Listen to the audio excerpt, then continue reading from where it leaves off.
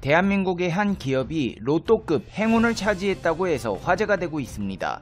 그것도 4차 산업시대를 이끌어갈 미래 성장 동력의 핵심 기반이 될 원료를 대량으로 확보하게 되어 기쁜 표정을 감출 수 없다는데요. 제2의 반도체로 불리는 전기차 배터리는 한국 주력 산업인 반도체를 잇는 차세대 성장 동력입니다. 전기차에서 배터리는 핵심적인 부품으로 자리 잡고 있습니다. 한국은 이 분야에서 독보적인 기술력으로 전 세계를 호령하고 있는데요. LG화학, 삼성 SDI, SK이노베이션 등 국내 기업이 글로벌 시장에서 선전하고 있지만 넘어야 할 산이 있습니다. 바로 배터리에 들어가는 핵심 소재를 안정적으로 확보하는 것입니다. 그동안 국내 기업들에서는 역량을 결집해 원료 조달부터 양극재, 음극재 생산까지 아우르는 밸류체인을 완성하고 세계 최고의 2차전지 소재 기업으로 도약하겠다는 목표를 세우고 있었는데요. 이러던 차에 믿을 수 없는 소식이 들려왔습니다. 2018년에 2억 8천만 달러, 약 3,120억 원을 주고 매입한 아르헨티나의 소금평원 옴브레 무에르토 호수에 전기차 약 3억 7천만 대 분량의 리튬 1,350만 톤이 묻혀있던 것으로 드러났습니다. 포스코는 2018년 개발권을 확보한 아르헨티나 옴브레 무에르토 소금호수의 리튬 매장량을 국제 컨설팅 업체를 통해 분석한 결과 당시 추산한 220만 톤의 약 6배인 1,350만 톤으로 최종 확인됐다고 발표했습니다. 전기차 약 3억 7천만 대 생산에 필요한 양입니다. 이는 당초 예상 매장량인 220만 톤보다 6배 이상 증가한 것으로 세계 최대 규모입니다. 큰 기대를 걸지 않았던 소금평원 호수의 리튬 발견으로 대한민국은 벼랑간 세계 최대의 리튬 보유국이 되어버린 상황입니다. 이 염호 확보로 인해 포스코는 세계 최초로 2차전지 소재 일괄 공급 체계를 갖추게 되었습니다. 한마디로 기업 하나에서 원자재 조달부터 생산 판매까지 모두 다 맡아 한다는 것입니다. 더군다나 소금광산 호수에 매장된 리튬의 평균 농도는 921 마그네슘으로 확인되었습니다. 포스코는 전세계 염호수 중 리튬 매장량과 농도 모두 최고 수준이라고 밝혔습니다. 리튬 농도는 염수 1리터에 녹아있는 리튬 함량을 나타내는 지표로 농도가 높을수록 적은 염수에서 많은 리튬을 추출할 수 있습니다. 상황이 이렇게 되자 포스코 측에서는 제2의 반도체로 급부상하고 있는 2차전지의 핵심 소재 공급 능력 확대와 안정적인 원료 확보에 그룹 역량을 쏟아붓기로 했습니다. 2차전지의 원료 조달과 소재 생산 부문에서 2030년까지 연간 23조 원의 매출을 올려 현재 30조 원 규모인 포스코의 매출에 버금가는 사업으로 키우겠다는 것입니다. 산업 환경 변화에 발맞춰 철뿐만 아니라 다양한 핵심 소재를 공급해 미래 산업을 지원하고 성장 동력으로 삼아 차별화된 경쟁력으로 2차전지 소재를 세계 최고 수준의 사업으로 육성하겠다는 목표인데요. 실제로 포스코는 전세계에서 유일하게 리튬, 니켈, 흑연 등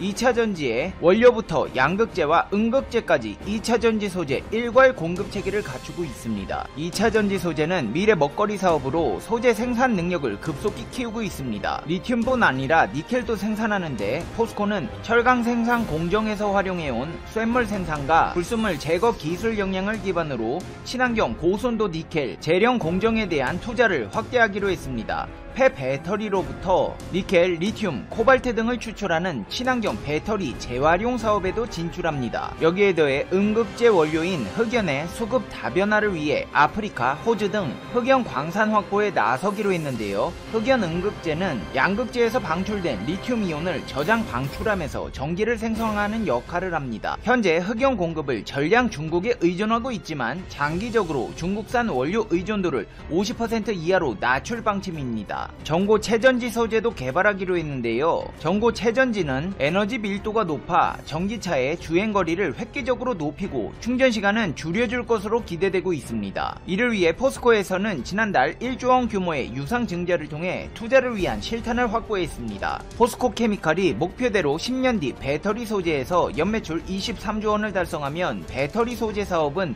철강 사업과 함께 그룹 양대 핵심 축으로 부상합니다. 포스코는 그야말로 횡재를 한 것입니다. 최근 들어 2차 전지 원자재인 리튬이 하얀 석유로 불리며 수요가 치솟고 있기 때문입니다. 리튬은 전기차 배터리뿐 아니라 스마트폰, 노트북 등에서도 급성장세인 산업의 핵심 원자재입니다.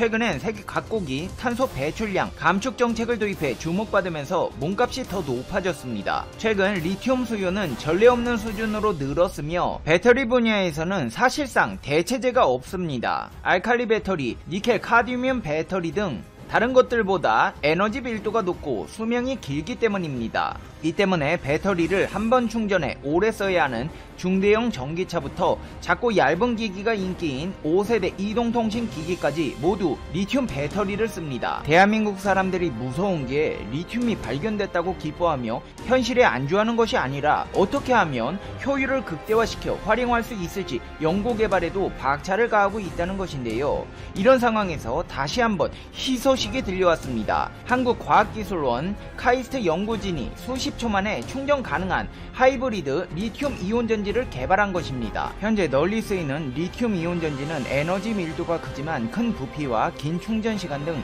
단점이 있었습니다. 하이브리드 전지는 배터리용 음극의 높은 저장 용량과 축전기용 양극의 빠른 이온 충방전의 장점이 모두 있어 차량용 리튬 이온 배터리를 대체할 차세대 에너지 저장 소자로 주목받고 있습니다. 카이스트 신소재공학 연구팀은 다공성 구조의 전도성 탄소 구조체를 기반으로 고용량 음극재와 양극재를 만들어 고에너지 고출력 하이브리드 리튬 전자전지를 개발했다고 밝혔습니다. 기존 리튬 이온 전지 수준의 에너지 밀도와 출력을 보이고 구동 전압 범위도 넓습니다. 해양 전지 모듈로 수십 초 내 급속 충전도 가능합니다. 또 있습니다. 고려대 연구진에서 리튬 이온 전지보다 에너지 저장 용량이 5배 이상 높은 리튬 산소 전지의 내구성을 높일 수 있는 기술을 개발한 것입니다. 핵심은 전지 내에서 생기는 활성탄소 제거 기술인데요. 연구진은 고체형 활성탄소 정화제를 합성하고 이를 적용해 전극 또는 전해질의 분해를 막았습니다.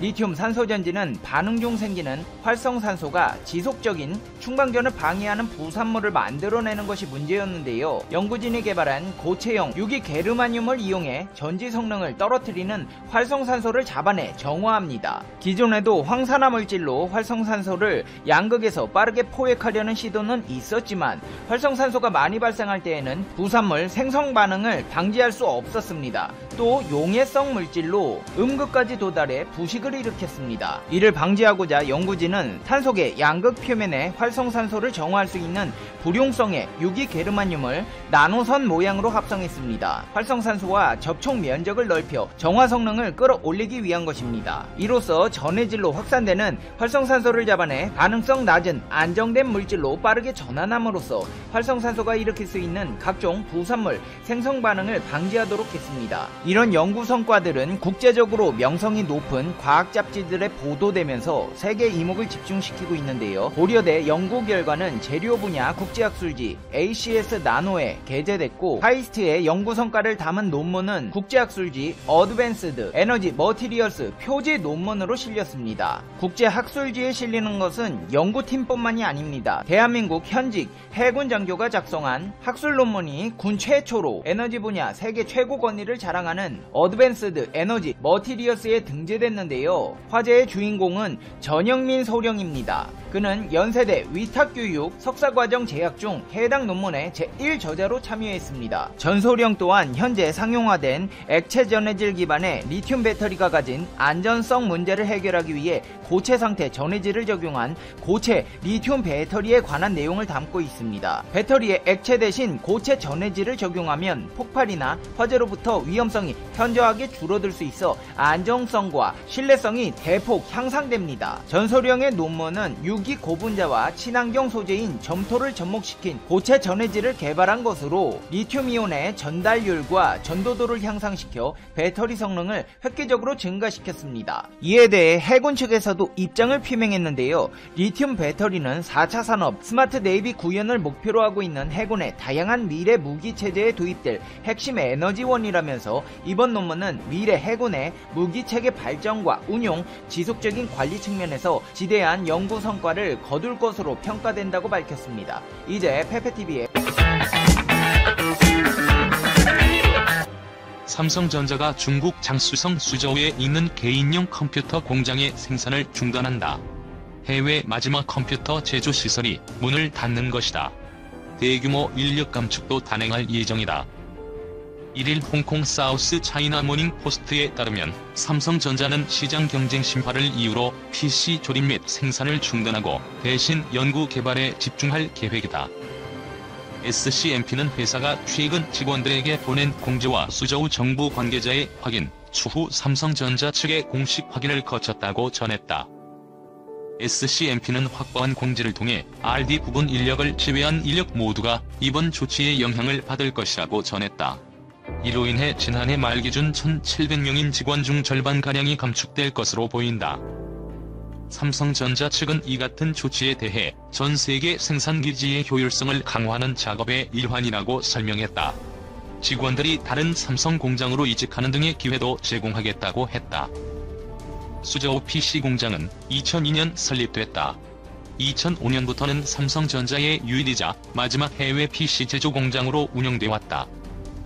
2012년만 해도 직원 수가 6,500명, 수출 규모도 43억 달러에 달해 중국 내 수출 규모 20위권 안에 들던 공장이었다. 하지만 2018년에는 수출액이 10억 달러까지 떨어지며 순위가 155위까지 밀려났다. 삼성전자는 여전히 수저우의 액정 표시장치 공장을 가동 중이며 최근 산시성 시안 반도체 공장에 투자하기도 했다. 앞서 삼성전자는 지난해 중국 내 마지막 스마트폰 생산시설이었던 광둥성 후이저우 공장 가동도 중단하기도 했다. 이 사업장은 베트남으로 이전됐다. 당시 중국에선 삼성이 품격 있는 이별을 했다는 평가가 나왔다. 직원들에게 퇴직금과 위로금, 사회보험료 등을 지급했으며 삼성 스마트폰과 시계 등 선물까지 챙겨줬기 때문이다. 당시에도 삼성은 직원들에게 다른 곳에 취업할 수 있도록 도움을 줬다. SCMP는 삼성전자가 지난해와 올해 연이어 공장 가동을 중단하는 것을 두고 삼성의 사업 재편은 인건비 증가와 코로나19로 인한 세계 공급망 붕괴, 여기에 미중 무역 전쟁으로 미중 디커플링 등으로 중국산 제품의 수출 이점이 빠르게 사라지고 있음을 보여준다고 평가했다. 중국발 정체불명 씨앗 전 세계로 퍼져 한국은 주문한 적도 없는데 정체불명의 식물 씨앗이 배달됐다? 31일 월스트리트 저널에 따르면 미국 농림부는 적어도 지난달 초부터 미국 22개 주와 몇몇 나라에서 수천 명의 사람들이 주문하지 않은 식물 씨앗 꾸러미를 받았다고 밝혔다. 캐나다와 영국, 호주, 일본도 모두 이 문제를 조사하고 있다. 오사마 엘리시 미국 농림부 동식물위생검사국 부국장은 지금까지 사람들이 받은 소포를 수집해 검사한 결과 겨자, 나팔꽃, 배추, 로즈마리, 장미 등 14종의 식물 종자를 확인했다고 밝혔다. 농림부에 따르면 지난 29일 오후 기준 현재까지 어떤 씨앗도 해충이나 질병을 옮기는 조짐은 보이지 않고 있다. 배달 사고나 사기와 관련된 증거도 확인되지 않았다. 하지만 만일의 상황을 대비해 미국 연방수사국부터 국토안보부 세관국경보호구까지 이 씨앗을 조사 중이다. 미국 연방정부와 주정부는 주문한 적 없는 소포를 받은 사람들은 씨앗을 심거나 만지지 말고 원래 포장에 넣어둔 채 농림부 수거 요청에 따를 것을 요청했다. 정부 관계자들은 종자를 심으면 침속 위험이 있는 외래종을 도입해 식물 질병을 확산시킬 수 있다며 또 쓰레기 매립지에서 씨앗이 싹틀 수 있으니 쓰레기통에도 절대 버리지 말아야 한다고 권고했다. 미국 워싱턴에 거주하는 제니퍼 테일러는 지난주 중국 소인이 지킨 작은 소포를 우편으로 받았다. 이 소포 안에는 작은 크림색 씨앗 한 봉지가 들어있었다. 테일러는 불안감에 이것들을 불태우고 싶다고 말했다. 루이지애나주에서는 수사관들이 중국뿐만 아니라 우즈베키스탄, 솔로몬 제도, 아랍에미리트, 키르기스스탄 등 여러 지역에서 발송된 수백 개의 소포를 수거하는 작업을 벌였다. NHK에 따르면 일본에서도 전국에 주문한 적 없는 식물 씨앗이 배달 왔다는 상담이 잇따르고 있다. 지난달 28일 가나가와현 미우라시에 사는 한 60대 남성은 중국 광둥성 선전 소인이 지킨 투명한 봉투에 2mm 크기의 갈색 둥근 씨앗 수십 개가 담겨 있었다고 밝혔다. 해외에서 왔음에도 이 봉투에는 검역을 통과했다는 합격 도장이 없었다. 일본 식물방역소 역시 수상한 식물 종자를 받을 경우 함부로 심지 않도록 당부하고 있다. 중국 외교부는 이번 주 초 이 같은 정체불명의 소포와 관련 우편에 붙은 라벨이 위조됐을 가능성을 제시하며 조사를 위해 소포를 보내줄 것을 미국에 초청했다고 밝혔다. 중산샤댐 붕괴 설외 우리만 떨고 있나 한 가지 의심 때문. 중국 언론에서는 산샤댐 변형설이나 붕괴설을 찾아보기 어렵다. 이따금 기사가 나오더라도 샨사댐 붕괴설은 유언비어일 뿐이라는 내용이 주를 이룬다. 중국 검색엔진 바이두에서 산샤 붕괴 등의 검색어를 넣어보아도 별다른 기사가 검색되지 않는다. 지난 30일 중국 공산당 기관지 인민일보는 인터넷판에 산샤댐이 방류하는 가운데 무지개가 피어오르는 모습을 내보냈다. 산샤댐 수위는 지난 29일 오전 8시 163.36m까지 상승했다. 산샤댐 최고 수위 175m에 12m도 채 남지 않은 수준이었다. 이후 30일 161.7m, 31일 161.7m로 점차 수위는 낮아지고 있다. 혹시나 무너질라 주변국은 걱정 태산인데 여유만만한 중국. 세계 최대의 댐이 범람할 위기인 것처럼 보이지만 정작 중국 관계자들은 여유롭다. 홍수는 걱정할 일이지만 댐의 붕괴는 고려하지 않는 요소다. 중국 수리부 관계자는 창장 홍수 방제 상황이 엄중하지만 전체적으로는 평온하고 통제할 수 있다면서 현재 창장 본류의 특대 규모의 홍수 위험이 없는 상황에서 산샤댐을 점차 댐을 비워갈 것이라고 밝혔다. 수리는 창장 상류 지역의 홍수를 우려하고 있고 이에 대한 대비책도 마련하고 있다. 중국 이외 국가의 걱정과 달리 산샤댐 주변의 상황은 의외로 조용하다는 의견이 많다. 최근 산샤댐을 다녀온 한 관계자는 방류량을 늘리면서 물줄기가 거세게 뿜어져 나오지만 댐은 견고해 보였다며 외견상으론 붕괴설과는 거리가 멀어 보였다고 말했다. 중국 관영 매체는 산샤댐의 안전성을 주장하고 있다. 지난 21일 관영 매체 환구시보는 산샤댐 관리자의 말을 인용 과학적 근거가 없는 추측은 무책임한 것이라며 산샤댐이 취약하지 않고 한 번의 공격을 못 견디는 게 아니다고 말했다. 중국 당국은 산샤댐 변형, 붕괴설에 대해 500년 안엔 절대 일어나지 않을 일이라며 붕괴설을 일축했다. 산샤댐은 중국 역사상 최악의 홍수로 기록된 1870년 당시 초당 유입량은 10만 5천 세제곱미터였다. 산샤댐은 이보다 10% 더 많은 최대 12만 4,300 세제곱미터 유입량을 견딜 수 있도록 설계됐다. 31일 오전 8시 기준 1초당 유입량은 2만 9,200 세제곱미터 정도다. 산샤댐은 콘크리트 중력댐으로 거대 홍수의 압력을 잘 견딜 수 있도록 설계됐다. 산샤댐 건설은 만리장성 이후 최대의 토목공사로 불렸다.